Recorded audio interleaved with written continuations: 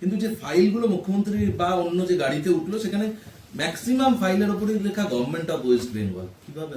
দেখুন, এই প্রশ্ন তো ইডিকে খোঁজা উচিত এবং আপনাদেরকেও মুখ্যমন্ত্রীকে এই প্রশ্নটা করা উচিত যে গভর্নমেন্ট এর কাগজ, সরকারি কাগজ, সেই কাগজ প্রতীক জৈনের বাড়িতে গেল কি করে? প্রতীক জৈন কে?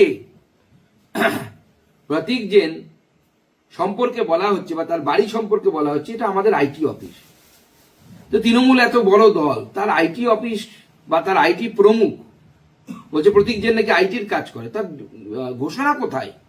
তৃণমূলে তো বড় কমিটি বেরোয়, প্রত্যেক জিএস হলে পরে নোটিফিকেশন বেরোয়, নতুন নতুন জিএস হয়, নতুন নতুন নোটিফিকেশন বেরোয়। আজকে তার সুব্রত বক্সির সই করা সেই কাগজটা কোথায় যেখানে প্রতীক জৈন নাকি আইটি সামলাচ্ছে? সেই কাগজটা তো আমরা আজ অব্দি দেখতে পাইনি। এখন ব্যাকডেটে তৈরি করে থাকলে আলাদা বিষয়, কিন্তু সোশ্যাল মিডিয়া কোথাও তো আমরা দেখতে পাইনি। কিন্তু রাজ্য সরকারের ফাইল সেখান থেকে না, সেটাই তো, সেটা তদন্ত হওয়া উচিত। আমার তো মনে হয় এটা কোর্টের কাছে যাওয়া উচিত এবং নতুন করে এর তদন্ত হওয়া উচিত।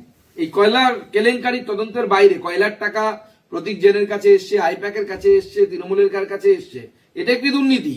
এর যেমন তদন্ত হওয়া উচিত, আবার কোর্টের, আমি তো বলবো ইডিকে কোর্টের সামনেও এই বিষয়টি, আপনাদের মাধ্যমে আমি অনুরোধ করবো ইডির অফিসারদেরকে যে এই বিষয়টি কোর্টের সামনে রাখা উচিত, মহামান্য আদালতের সামনে রাখা উচিত, যে সরকারি ফাইল প্রতীক জৈনের বাড়িতে পৌঁছলো কি করে, এরও ট্রেল দেখা উচিত। যেমন ইডি মানি ট্রেল দেখে, সেরকম সিবিআই কে দিয়ে এর ট্রেল দেখা উচিত যে এই ফাইল কিভাবে প্রতীক জৈনের বাড়িতে পৌঁছয়। নিশ্চয়ই ইন্টারনেটে পাওয়া যায় এরকম ফাইল নয়, তাহলে তো ডাউনলোড করে নিতে পারতো, যে কোনো জায়গা থেকে ডাউনলোড করা যায়, আর মুখ্যমন্ত্রীও সেটা ফেরত নিয়ে যাওয়ার কোনো তার বাধ্যবাধকতা বা এই ধরনের ডেসপারেটনেস, আজকে যে ডেসপারেটনেস দেখলাম আমরা, এই ডেসপারেটনেস কিন্তু পরিষ্কার বলে দিচ্ছে মাননীয় মুখ্যমন্ত্রী তার ব্যালেন্স হারাচ্ছেন, উনি হারছেন।